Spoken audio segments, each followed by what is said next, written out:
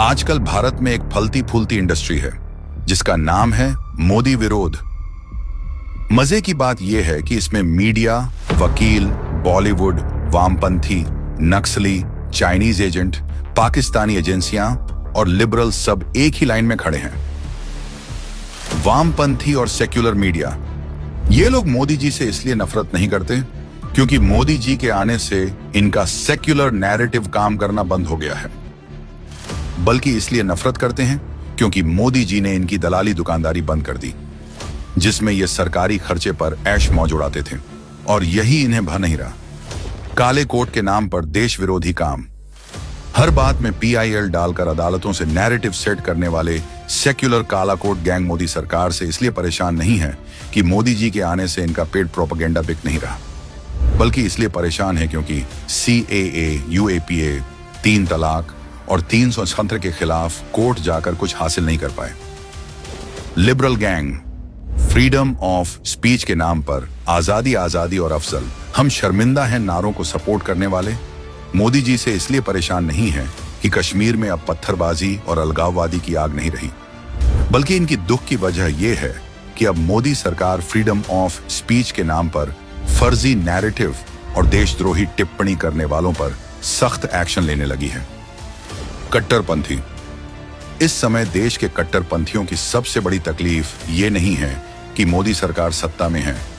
बल्कि 3 तलाक, धर्मांतरण जैसे मुद्दों पर मोदी सरकार के कड़े रुख से उनकी जली पड़ी है। पाकिस्तान मोदी जी से इसलिए नफरत नहीं करता है कि मोदी जी ने उसे विश्व पटल पर एक्सपोज कर दिया, उसका दाना पानी बंद कर दिया, बल्कि पाकिस्तान इसलिए बौखलाया हुआ है कि अब उसके पाले गए आतंकी अब उसी के मुल्क में ढेर हो रहे हैं और वो भारत आकर अपने मंसूबों में कामयाब नहीं हो पा रहे। इधर सर्जिकल एयर स्ट्राइक होती है सो अलग। चाइनीज एजेंट, चीन के फंड पर पल रहे भारत में बैठे कुछ चीनी एजेंट मोदी जी से इसीलिए परेशान नहीं है कि भारत आत्मनिर्भर हो रहा है और चाइना को बॉयकॉट किया जा रहा है, बल्कि ये लोग तो इसलिए परेशान हैं कि जिन NGO का नाम लेकर ये भारत विरोधी प्रोपेगेंडा चलाते थे उन पर अब एक्शन चालू हो गया है। बॉलीवुड, सिनेमा मंडली में से भी कुछ लोग मोदी सरकार के जाने के इंतजार में हैं, इसलिए नहीं कि अब इनकी ब्रेन वॉश मशीन काम नहीं करती, बल्कि इसलिए क्योंकि अब जनता जाग चुकी है, इनके हिंदू विरोध प्रोपेगेंडा का जवाब बॉयकॉट से देती है। नक्सली, अधिकार के नाम पर हथियार से हिंसा फैलाने वाला ये वर्ग भी मोदी जी से इसलिए नफरत नहीं करता कि इनकी जड़ें उखड़ रही हैं, बल्कि इसलिए क्योंकि ये लोग गरीब जनजाति को अपना शिकार नहीं बना पा रहे हैं। विपक्ष की तो क्या ही कहा जाए, विपक्ष तो मोदी जी की हर चीज से परेशान है। जो शहजादे ये सोचकर बैठे थे कि पापा PM हैं तो उसके बाद मैं प्रधानमंत्री, पापा CM तो फिर अगले हम मुख्यमंत्री, मोदी सरकार ने इसे वंशवाद का ही खात्मा कर दिया है,